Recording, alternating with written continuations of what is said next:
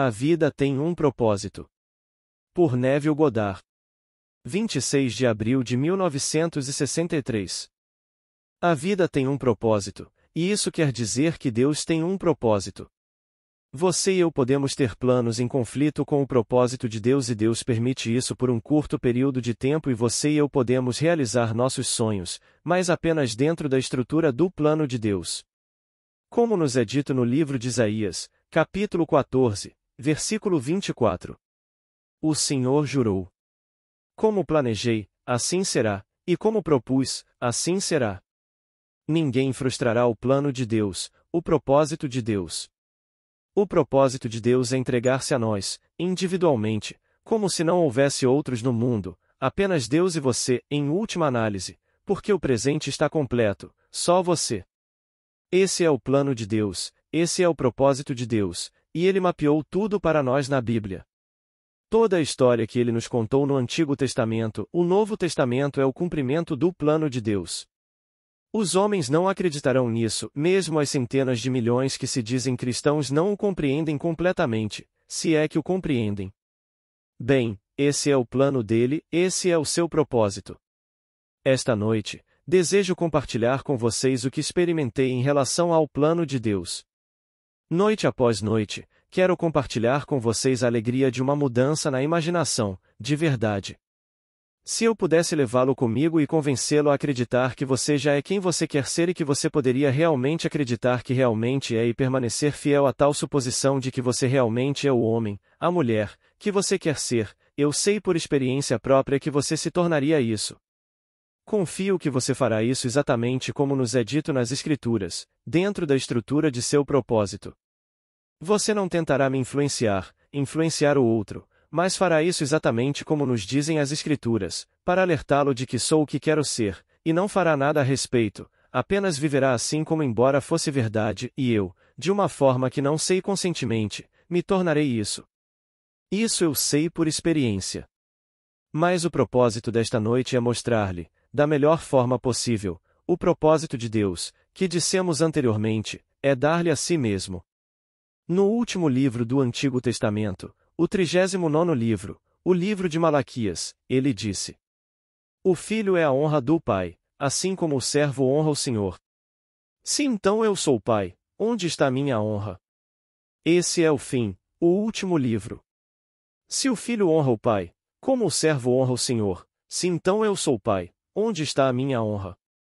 Todos os 39 livros profetizaram tal honra, que Deus vai se entregar, Deus é Deus o Pai, Ele vai se entregar a mim.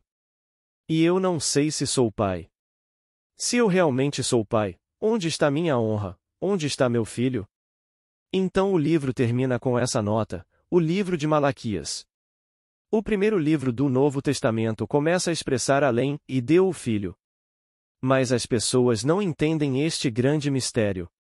Então, esta noite, ouça com atenção e deixe-me compartilhar com você o mistério, como conheço por experiência própria. Pois você poderia ser rico, poderia ser pobre, poderia ser conhecido, poderia ser desconhecido e poderia ser qualquer coisa no mundo, não tem nada a ver com a promessa de Deus. A promessa de Deus é a coisa mais fantástica do mundo, pois Ele mesmo se entrega a você. Você realmente se torna um com o corpo de Deus, é o seu corpo. Você é Ele. Você contém todos os outros seres. Portanto, quer você seja em parte um homem rico, um homem pobre, um mendigo ou um ladrão, essas coisas não são realmente importantes. Eles não correspondem à promessa de Deus. Mas a promessa de Deus não é dada em a nenhuma obra do homem. Você pode ser o homem mais sábio, o maior homem ou o homem mais rico, ainda não lhe dá direito à promessa dele. Sua promessa é um presente, você não pode ganhar isso. É um presente, é graça, é tudo graça, e Ele mesmo dá a você. A promessa remonta a Gênesis. Lemos os primeiros indícios da promessa em sua promessa a Abraão. Então vemos a promessa se cumprindo, evoluindo lentamente, e descobrimos que ela realmente se cristaliza em sua promessa a Davi. Então descobrimos que está amadurecendo e, finalmente, encontramos seu cumprimento no Novo Testamento, na história que nos foi ensinada, a história de Cristo Jesus. A história é verdadeira, mas não como aprendi em minha igreja. Nasci e cresci na igreja episcopal. Tivemos isso na escola. Eu tinha escola dominical todos os domingos. Tínhamos todas as quartas-feiras. Contudo, não foi a história que meu ministro me ensinou. Não foi a história que minha mãe entendeu e ela me ensinou. Não foi a história que meu pai entendeu. E eles eram todos episcopais. Essa não é a história. É uma história fantástica, como Deus se entrega a nós. Agora ouça com atenção, é verdade. Falo por experiência própria. Deus se torna homem para que o homem possa se tornar plenamente Deus, um só corpo. Como nos é dito. Assim como há um só corpo e tem muitos membros, e todos os membros são um só corpo, assim acontece com o corpo de Cristo. Romanos 12 versículo 4. Chegará o dia em que você será levado à presença dele, acredite ou não, à presença de Deus. E apesar do ano de 1963, onde os nossos cientistas não conseguiam conceber Deus como homem, para eles Deus é uma força, Deus é um poder, Deus é um processo, eu digo-vos que Deus é homem. Você será levado à presença dele e ele lhe fará uma pergunta muito simples, em sua própria língua. Se você fala apenas inglês, é solicitado e você ouve em inglês. Se você fala apenas hebraico, você será questionado em hebraico e ouvirá em hebraico. Você ouvirá porque pensa que você ouve como palavras. Ele faz uma pergunta muito simples. Qual é a melhor coisa do mundo? E você responderá corretamente, como se fosse inspirado sobrenaturalmente e não pudesse falhar na resposta, e a resposta é amor. Você responderá nas palavras de Paulo. Fé, esperança e amor, estes três, mas o maior deles é o amor. 1 Coríntios 13 versículo 13. E quando você responder, o próprio Deus irá abraçá-lo e incorporá-lo em seu corpo. E, estranhamente, torna-se o seu corpo. Você ocupa como seu próprio corpo o corpo de Deus, como se não houvesse outros, apenas você. Nenhuma perda de identidade, mas nenhuma, e você está realmente incorporado ao corpo de Deus. Somos chamados assim, um por um. E após essa incorporação, você é enviado a este mundo para contá-lo da melhor maneira possível. Você nunca esquecerá, na eternidade, essa incorporação. Embora você use uma vestimenta que se desgasta neste mundo, sujeita a todas as dores, todas as limitações e todas as restrições das vestimentas deste mundo, você tem a memória da vestimenta na qual foi incorporado. E é o corpo de Deus. Você não tem dúvidas de quem lhe fez a pergunta, absolutamente nenhuma. Você não tem dúvidas de quem se dirigiu a você quando respondeu corretamente. E tudo é feito da maneira mais gloriosa, e você sente como nunca sentiu antes, bem, ou desde então, um deleite além do sonho mais selvagem do homem. Uma alegria que você não consegue descrever quando o amor, personificado como o homem, o abraça, e é Deus. Então é o propósito de Deus pegar cada ser neste mundo e salvá-lo, incorporando-o em seu corpo, e o corpo se torna seu corpo. Você é um com Deus. Portanto, é propósito de Deus dar-se a nós, individualmente, como se não houvesse outros no mundo, apenas Deus e você e, finalmente, apenas você. Mas Deus é Pai. Ouça as palavras de Malaquias. O filho honra o pai como o servo honra o Senhor. Se então eu sou pai, onde está minha honra, onde está meu filho? Portanto, o final do Antigo Testamento chega nessa nota. Você lerá isto no primeiro capítulo do livro de Malaquias. Acho que é o 6º verso. É você fazendo uma pergunta. Todas essas promessas para nós através dos tempos foram feitas. Onde está minha honra? Se Deus vai me dar a si mesmo e Deus é Pai, Ele não pode me dar a si mesmo, a menos que eu tenha consciência de ser Pai. Meu filho neste mundo, eu sei que sou o Pai. Acredito plenamente que gerei meus 2 filhos. Eu acredito plenamente nisso.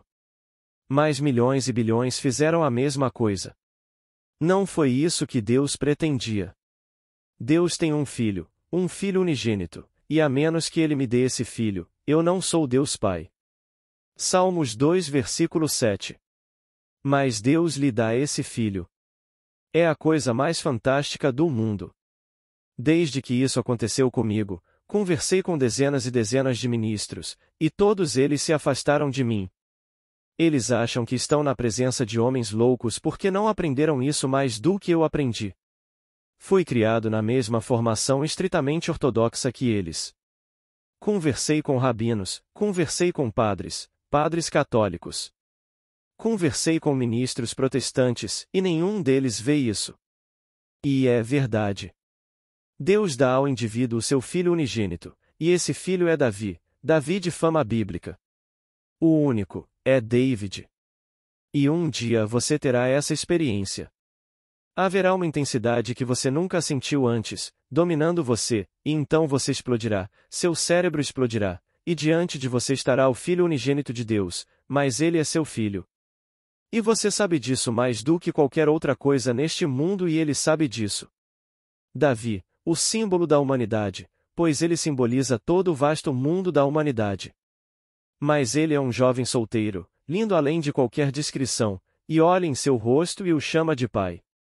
Você sabe que é o pai dele e ele sabe que é seu filho. E então o cumprimento do Salmo 89. Encontrei Davi. Ele clamou a mim. Tu és meu pai, meu Deus e a rocha da minha salvação. Versículo 26. Então aqui, você vem para cumprir as Escrituras, e Deus está cumprindo suas promessas. Ele é promissor no homem. Ele prometeu tudo ao homem, que é ele mesmo, isso é tudo. E então ele é pai, e a honra do pai é o filho e se eu for pai, onde está minha honra? Bem, do Antigo Testamento termina esta nota. Ainda não cumpriu a promessa de Deus. Depois vem o Novo que faz a afirmação, e os homens até hoje não acreditarão que isso aconteceu porque estavam mal informados, aconteceu e está acontecendo. A cada momento, isso está acontecendo com cada criança nascida de mulher. Deus está se entregando a cada um de nós, mas na verdade se entregando. E então você terá o conhecimento completo de ser o pai do Filho unigênito de Deus. Ele não anda com você como companheiro, ele é seu filho. Então, quando nos dizem que ele deu o seu filho unigênito, as pessoas entendem mal e falam de Jesus Cristo. E juro que não conheço ninguém que acredite nas suas palavras, mas quando cito as palavras do capítulo 14 de João, eles dirão: bem, já ouvi isso, mas não é literalmente verdade. E eu lhe digo que é literalmente verdade. Está chegando o dia em que você saberá quem Deus realmente é. Você realmente será esse ser, e o nome dele é Jesus Cristo, e você é ele. Você será o pai de Davi, como Jesus Cristo afirma nas Escrituras, se alguém ler com atenção, ele é o pai de Davi. Foi dito a ele: mostre-nos o pai e ficaremos satisfeitos. Ele disse: estou com vocês há tanto tempo e vocês não conhecem o pai. Quem me vê, vê o pai. Eu sou o caminho para o pai. Ninguém vem ao pai senão por mim. Mas eles não entenderam, que eu sou o pai, e eu disse isso depois que aconteceu. Um homem me disse: bem, isso não está registrado nas Escrituras. Você tem que voltar nas Escrituras, tem que estar registrado nas Escrituras que ele é pai. E quando você o cita, ele ainda não consegue ver. Mas agora ele vai mais longe. Ninguém perguntou a ele: se eu lhe dissesse: eu sou o pai, você normalmente não me perguntaria. Bem, então, onde está seu filho? Você não faria isso? Não posso ser pai se não houver um filho que dê testemunho da minha paternidade. Deve haver uma criança, então onde está a criança se eu sou o pai? Ninguém lhe fez a pergunta, então ele tocou no assunto. O que vocês acham do Cristo? De quem ele é filho? Eles responderam: o filho de Davi. Então ele respondeu: por que então Davi, no espírito, o chamou de Senhor? Se Davi o chama de Senhor, como pode ele ser filho de Davi? E eles não lhe fizeram mais perguntas depois disso. A palavra traduzida como Senhor é Adonai, que é meu pai, meu Senhor. Mas cada criança falava de seu pai como Adonai, meu pai, meu senhor. Então Davi em espírito o chama de meu pai. Ele revelou quem ele é. Mas quem acredita nisso? Quem aceita? É um mistério. Como lhe disse ao longo dos meses, um mistério não é um assunto que deve ser mantido em segredo, mas uma verdade de caráter misterioso. Como posso explicar a alguém esta experiência peculiar e misteriosa em que Davi, de fama bíblica, remonta agora a incontáveis séculos, e do meu próprio crânio surge uma criança, Davi? Uma explosão e David olha na minha cara e me chama de pai. Antes daquele momento, eu não tinha nenhum sentimento de qualquer relacionamento com qualquer personagem bíblico. Fui ensinado como você aprendeu. Todo mundo foi ensinado assim como eu fui ensinado, e então de repente descobri que tudo registrado nas Escrituras se desenrolava no indivíduo, que Deus teceu todo o drama no homem e então o teceu e todos esses personagens se tornaram personificados, e lá estão eles. Agora ouça isto com atenção. É o capítulo 4 de Efésios, apenas 3 versículos, o 4, o 5 e o 6. E a palavra 1 é repetida 7 vezes em 3 versículos. Cada vez que é anexado a um substantivo. O primeiro substantivo, há um corpo. Depois vem o próximo. Um só Espírito, uma só esperança, um só Senhor, uma só fé, um só batismo, um só Deus e Pai de todos nós, que está acima de todos, por todos e em todos. 1. Agora, aqui em Zacarias, aquele próximo ao final do Antigo Testamento, Zacarias vem, o livro 38, e este é o capítulo 14, versículo 9, e o Senhor se tornará rei sobre todos os terra, naquele dia o nome dele é um e ele um. Naquele dia o Senhor será um e o seu nome um. Um corpo, um espírito, uma vida, um rei, um tudo, apenas um. E então você é absorvido pelo corpo dele porque responde corretamente. A melhor coisa do mundo é o amor, e ele absorve você. Ele incorpora você em seu corpo, e você é ele. O corpo de Deus que você veste, é o seu corpo, sem perda de identidade. Portanto, hoje, somos 3.000 milhões de pessoas no mundo, e eles projetam milhares de milhões que virão.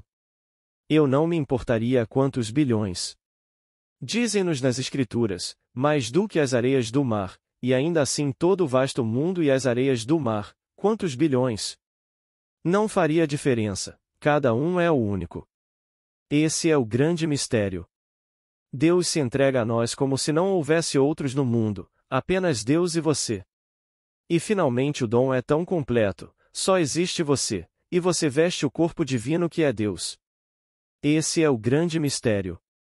E então entendemos a história que é contada bem no final do capítulo 2 de Gênesis, pois tudo é Deus. É Deus quem é chamado de homem nesse capítulo. O homem deve deixar todos e apegar-se à sua esposa até que se tornem uma só carne. Foi Deus quem se esvaziou e se fez homem e redimiu o homem, tornou-se um com o homem e se entregou ao homem. Essa é a história. Ele desistiu de tudo e se tornou homem e redimiu o homem. Assim nos é dito no conceito do grande místico, as obras de Blake. E aqueles na grande eternidade que contemplam a morte disseram assim: o que parece ser, é, para aqueles a quem parece ser. Até mesmo de desespero, tormento e morte eterna, mas a misericórdia divina vai além e redime o homem no corpo de Jesus. Jerusalém, placa 36. Você e eu, e você prova isso. O que parece ser é para aqueles a quem parece ser. Você pode assumir qualquer coisa neste exato momento e ascender à posição mais elevada no mundo de César, ou pode descer às profundezas do mundo de César. O que parece ser é para aqueles a quem parece ser. E você não pode se salvar. Nenhum indivíduo pode salvar-se. Ele é redimido porque a misericórdia divina vai além e redime o homem no corpo de Jesus. E esse é o corpo. Mas quando você está incorporado ao corpo, você é ele. Agora você conhece o segundo versículo. Ainda não é manifesto o que havemos de ser, mas sabemos que, quando ele se manifestar, seremos semelhantes a ele. 1 João 3 versículo 2. Ainda não aparece o que seremos, mas sabemos que quando ele aparecer seremos como ele. Quando ele o abraça, você é o mesmo ser que o abraçou, você é um com Deus e não há perda de identidade, absolutamente nenhuma. Você insiste nisso. Este é o propósito de Deus porque a vida tem um propósito. Mas dentro da estrutura do propósito de Deus, você é livre para ser o que quiser neste mundo. Você pode ser rico, pode ser pobre, pode ser conhecido, pode ser desconhecido e pode ser qualquer coisa neste mundo, se realmente acreditar no princípio de Deus. E o princípio de Deus é muito, muito simples, muito simples. Tudo o que você desejar, divulgue-o a Deus e não faça nada. Foi o que lhe disseram, apenas não faça nada. Durma esta noite como se você fosse o homem, a mulher que gostaria de ser, como se isso fosse verdade. Tenha confiança nessa suposição, como se assim fosse. E de uma forma que ninguém sabe, porque todos estão incorporados num único corpo e todas as coisas por uma lei divina se misturam no ser umas das outras, isso influenciará todos os seres neste mundo que possam desempenhar um papel para ajudar no nascimento dessa suposição. Se você presumir que sim, você escolhe, e se eu puder desempenhar o papel, sem meu consentimento, desempenharei o papel. Sem que eu saiba, estou desempenhando o papel de ajudar no nascimento dessa suposição, eu farei o papel. Todos neste mundo serão usados se puderem ser usados. E Deus sabe tudo. Todas as coisas por uma lei divina no ser uma da outra se misturam. Assim posso, sem que ninguém me pergunte, se você ousa assumir que é o que deseja ser e se eu puder contribuir de alguma forma para ajudar no nascimento de sua suposição, você não precisa me influenciar deliberada e conscientemente, serei usado. E serei usado totalmente inconsciente do fato de que fui usado no nascimento de sua suposição. Então você pega qualquer um, deixe-o em paz, você não precisa pegar nenhuma pessoa e usá-la, você simplesmente sabe o que quer. E isso pode não estar dentro da estrutura do seu propósito, mas nessas distâncias curtas funciona de qualquer maneira. Deus irá ajustá-lo. Como nos é dito no capítulo 16 de Provérbios. Ele fez tudo para o seu propósito, até o ímpio para o dia da angústia. Mas ele nos diz no início do 3º versículo: entrega as tuas obras ao Senhor, e os teus planos serão estabelecidos. Você os entrega ao Senhor, e seus planos serão estabelecidos. Se você mesmo começar a trabalhar neles, pode haver conflito, mas apenas entregue-os ao Senhor. Bem, como eu os entregaria ao Senhor? Se esta noite eu quisesse, e digo isso, sem contar a você, sem pedir ajuda a ninguém, esta noite veria o mundo como veria se fosse verdade que sou o homem que quero ser. Eu veria meus amigos, me viriam como eles me viriam se isso fosse verdade. Eu veria o mundo como veria se fosse verdade, e então dormiria na suposição de que é verdade. E eu sei por experiência que funcionaria. Tudo no mundo se moveria e se ajustaria para espelhar aquilo que presumo que sou, e num futuro não distante, eu iria externalizá-lo. Eu me tornaria isso em meu mundo. Não estou em conflito com Deus quando entrego o meu trabalho ao Senhor. Se não estiver dentro do seu propósito, é algo totalmente diferente. Mas ele vai trabalhar, ele vai externalizar isso. E para nos mostrar como ele permite isso, o capítulo 18 do livro de Jeremias nos conta como ele permite isso. Ele nos avisa e diz ao profeta: vai e diga-lhes que mudem de atitude e mudem, e se desviem de suas más ações. Versículo 11. Mas eles disseram: não o faremos. Isso é tudo em vão. Continuaremos em nosso caminho teimoso e maligno. E então Deus disse que você conspirou e planejou as consequências de seus atos. Ele não vai doer, seus conceitos produzem o que parece ser o plano de Deus e a consequência de seu mau comportamento. Deus não faz mal, ele estaria se machucando porque todos nós somos Deus. É tudo Deus. Pois ele me diz para mudar meu caminho, para emendar meu jeito, mas o homem não o faz. Você lê isso com atenção em Jeremias 18. Vai e diga-lhes o que vai acontecer se eles não mudarem seus caminhos. E então o homem não fará isso. Nesse mesmo capítulo maravilhoso, ele nos conta como você e eu devemos agir neste mundo, assim como um oleiro. Pegamos qualquer coisa no mundo e remodelamos esse ser em nossa mente, como se ele ou ela fosse como gostaríamos que fosse. Basta fazer e acreditar na realidade desse ser remodelado.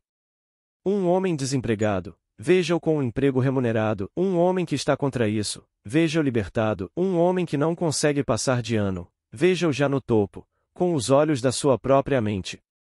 Não conte a ele o que você está fazendo. Não peça o consentimento dele. Mas faça isso com amor. Sempre que você opera esta lei com amor, você o faz com sabedoria. Portanto, você não está machucando ninguém se o vê como uma pessoa melhor do que parecia ser antes. E então pegue qualquer pessoa neste mundo sem o seu consentimento e veja-a como um ser nobre e glorioso. Não diga a ela que você fez isso, e então fique bastante satisfeito em vê-la se tornar esse ser. E dê todo o crédito às outras pessoas, descartando você completamente como algo que não tem nada a ver com isso, perfeitamente certo. Você conhece a lei de Deus. Mas dentro da estrutura do seu propósito, estas promessas maravilhosas são feitas no Antigo Testamento. Pois ele disse a Davi: Vou gerar de você um filho e serei seu pai. No final do livro, isso não aconteceu, não aconteceu. A promessa é feita a Davi. Onde está seu filho que poderia me revelar como Deus Pai? E ninguém entende isso.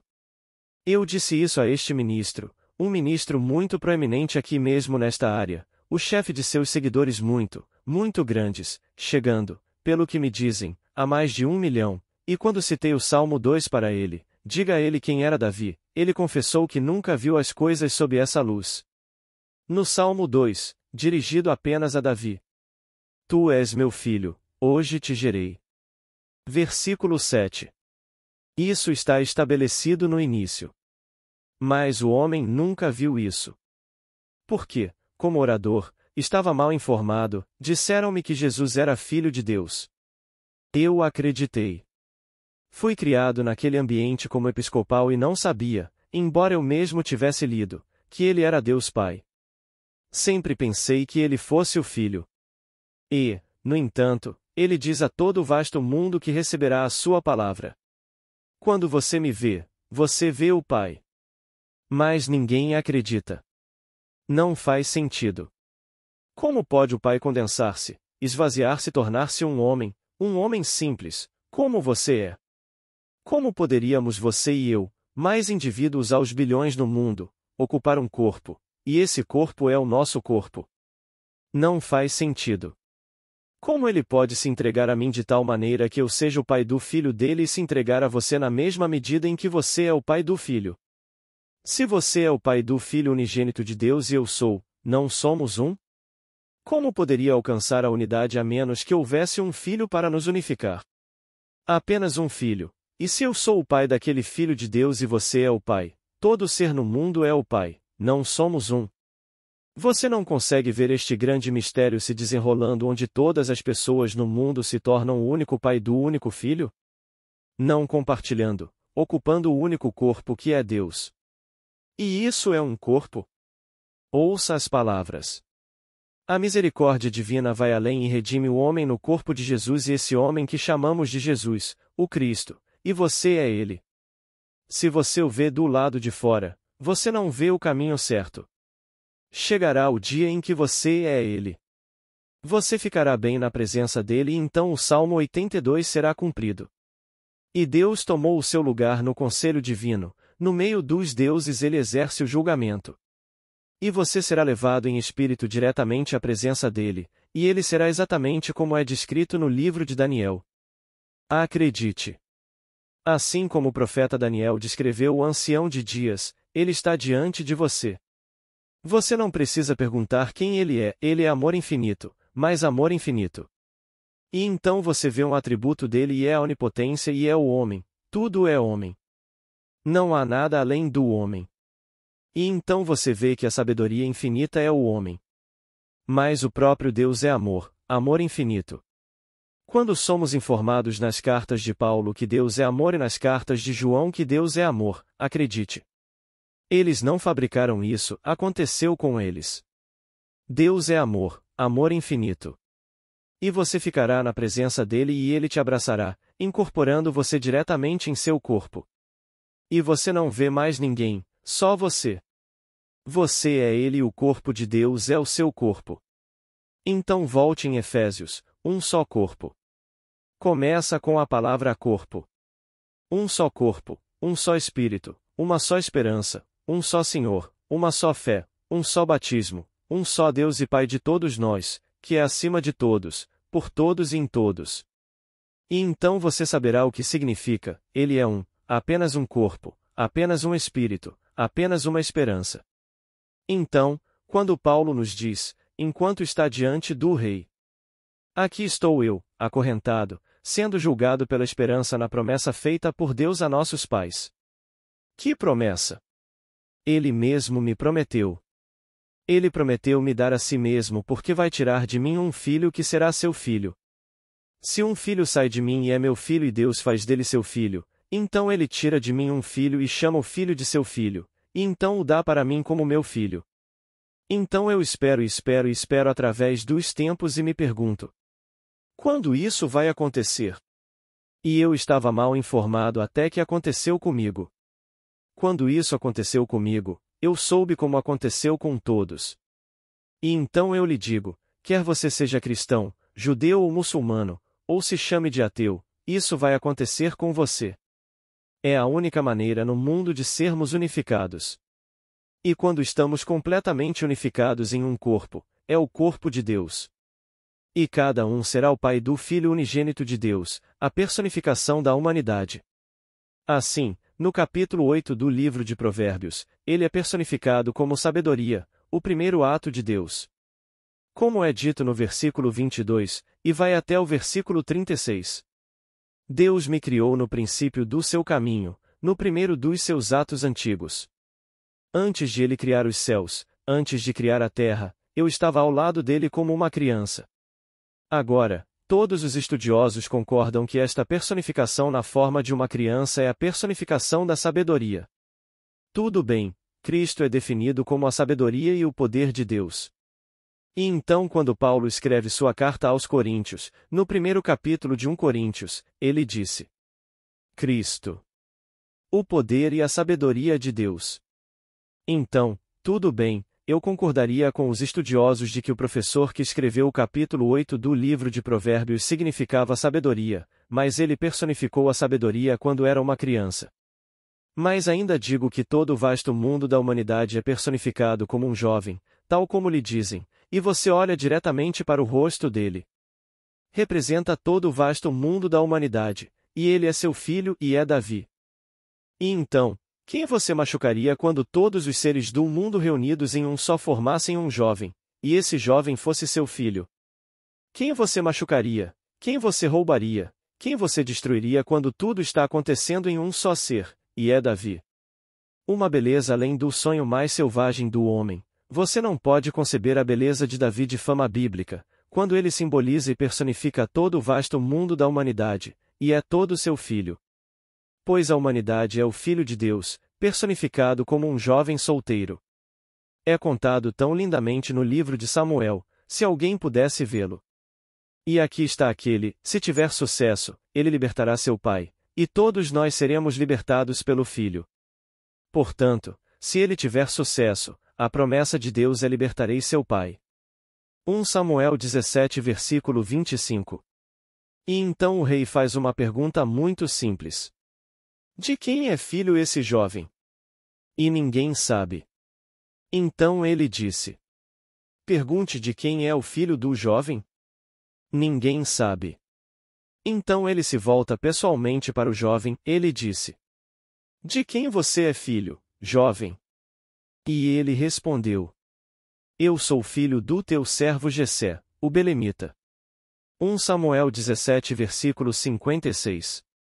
Bem, a palavra Jessé é qualquer forma do verbo ser. Em outras palavras, sou filho de quem sou e sou autogerado. É isso que ele está lhe dizendo. É exatamente isso que Deus faz conosco. O nome de Deus é Eu Sou. Vai dizer-lhes que Eu Sou te enviou. Êxodo 3 versículo 14. Então o pai de David é Eu Sou. Então, quando você é abraçado e o vê, esse é o seu nome, Eu Sou. Está tudo na Bíblia. Verifique-me. Portanto, você é mencionado nas Escrituras como aquele a quem foi prometido esse presente fantástico de Deus, e o presente é o presente de si mesmo. Ele se dá ao homem. E não há nenhuma maneira no mundo que ele possa provar ao homem que ele se entregou a menos que houvesse um filho, pois Deus é Deus o Pai.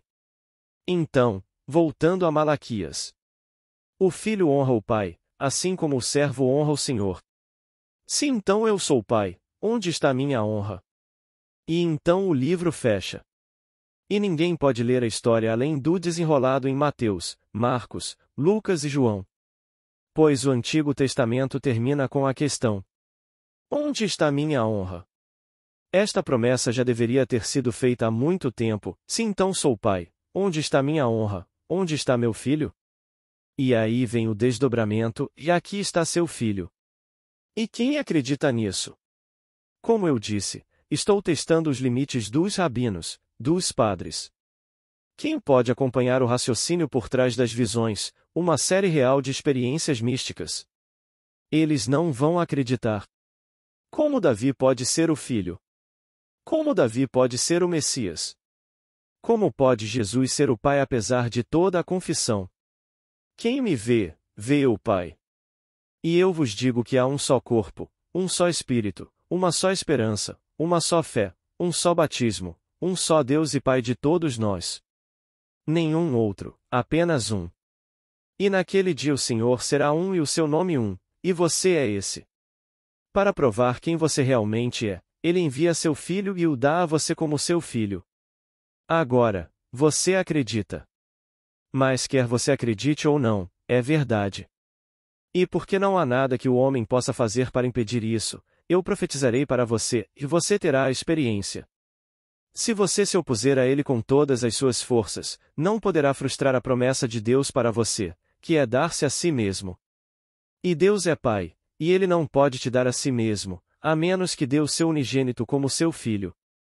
Não há outra maneira no mundo de Ele poder se dar a você, a menos que lhe dê seu filho. Estou lhe dizendo antecipadamente, antes que aconteça, para que quando acontecer você possa acreditar. Pois eu lhe digo, Ele se entregou a mim. E embora frágil como sou e esteja desgastando esta vestimenta como todas as vestimentas se desgastam, e não pode demorar muito até que se desgaste, ainda conheço o corpo que herdei. Há apenas um corpo e esse corpo chamamos de Jesus, o Cristo. É o meu corpo, e é o seu corpo, e é todo mundo no mundo, o único corpo. O homem não pode, olhando para este mundo fabuloso, acreditar que Deus é o homem e que o homem é Deus. Mas eu lhe digo que é verdade. Agora, vamos entrar no silêncio. Pergunta inaudível. Resposta de Neville Goddard. Dentro da estrutura de sua promessa para nós, podemos ser qualquer coisa que quisermos. Então pegue um sonho nobre, assuma que é verdade, como se fosse verdade, e relaxe nele, como se fosse verdade, e então deixe-o funcionar. Funciona. Outra pergunta. Por que Jesus amaldiçoou a figueira? Resposta. Minha querida, nada deveria ser estéril neste mundo, nada. Se eu chegar a uma pessoa que diz: mas estou com essa condição há tanto tempo que ninguém pode me ajudar. E eles lhe dirão: você não poderia me ajudar. Fui a todos os médicos, fui a todos os psiquiatras, fui a todas as pessoas do mundo, mas ninguém conseguiu me ajudar, e eles estão sentindo muita pena de si mesmos. Eles estão em um estado. Mas não existe um estado que o homem não possa abandonar. Não existe um estado neste mundo em que um homem se encontre, quer ele tenha feito isso conscientemente ou inconscientemente caído nele, ele entrou nele consciente ou inconscientemente, mas ele pode deixá-lo, como eu deixaria a cidade. Estou nesta cidade e adoro-a, mas não tenho de ficar aqui para sempre. Eu posso deixar isso, você também pode. Então uma cidade é como um estado. Se você entrar em um estado, deverá colher os frutos desse estado e participar de todas as experiências enquanto estiver nesse estado. Então ele chega a uma árvore que não dá frutos. Nada deveria ser estéril no mundo de Deus. E então ele amaldiçoou a árvore, o estado. Esse é o estado, permanente para si mesmo, mas o homem não precisa cair nele e permanecer nele. Você passa por isso. Ou nem mesmo entrar nisso e evitá-lo. Há toda a diferença no mundo entre indivíduos e estados que os indivíduos ocupam. A figueira simboliza apenas um estado de esterilidade. Essa esterilidade não precisa ser do útero, aridez das coisas em minha vida, que não estou dando os frutos que preciso para sustentar minha família na ordem que gostaria que eles vissem. Figueira estéril. Portanto, não aceite nada baseado na evidência dos seus sentidos, não aceite, a menos que esteja de acordo com o que você deseja neste mundo. Pergunta inaudível. Resposta: não, meu caro. Eu disse que dentro da estrutura de Deus você e eu somos muito livres. É fabulosamente gratuito dentro de seu propósito. Os homens tentam frustrar seu propósito. Mas ele até permite isso por um tempo, e então Deus faz um ajuste. Se eu tiver uma tensão dentro de uma máquina, você deverá liberar essa tensão. Bem, o mundo cria tensão, e depois vulcões, terremotos e guerras, tudo isso é a liberação da tensão. Bem, cara faz isso. Mas Deus permite isso, dentro da estrutura do seu propósito. O que eu disse quando comecei, é o meu desejo de fazer com que cada vez mais homens assumam cada vez mais um nível mais elevado de imaginação. Pois se o fizerem, sem esforço da sua parte, então as coisas seguirão normalmente e eles irão revelar estes sonhos mais elevados no nosso mundo. Hoje temos uma cultura de crise de medo. O jornal de cada manhã produz outra crise. Se não tivermos um, eles vão fazer um. É crise após crise após crise. Se você lê os jornais, como eu, sem dúvida você lê, eles vendem pelo que você lê neste nível, e eles simplesmente estão se abastecendo nesse nível. E por isso é minha esperança fazer com que todos que vierem para cá adotem cada vez mais um nível mais elevado de imaginação. O que seria esta noite, independentemente dos favores, se as coisas fossem como você nobremente gostaria que fossem? Como seria? Se pudéssemos sustentar cada vez mais esse nível de imaginação, então as coisas seguiriam normalmente no mundo. Mas se o jornal de amanhã de manhã é mais importante para nós do que a nossa atividade imaginal. E é dia após dia a mesma coisa, uma crise após a outra. Você pode vê-lo traçado e planejado, se ler o artigo com atenção. Alguns pequenos saem e vemos que eles vão seguir em frente. Está tudo tramado e planejado para nos manter num estado de inquietação, para nos fazer sentir que ele ou eles vão nos tirar dessa situação. Eles causam isso em primeiro lugar e depois nos tiram disso. Agradeço a todos que chegaram até aqui. Gostaria de deixar um recado. Ultimamente o canal tem recebido menos visualizações e com isso o YouTube não tem entregado nossos conteúdos a outras pessoas. Me ajude a continuar trazendo novos áudios, curtindo, comentando e compartilhando para seus familiares e amigos. Seu gesto faz toda a diferença. Muito obrigada. Paz e bênçãos na vida de todos.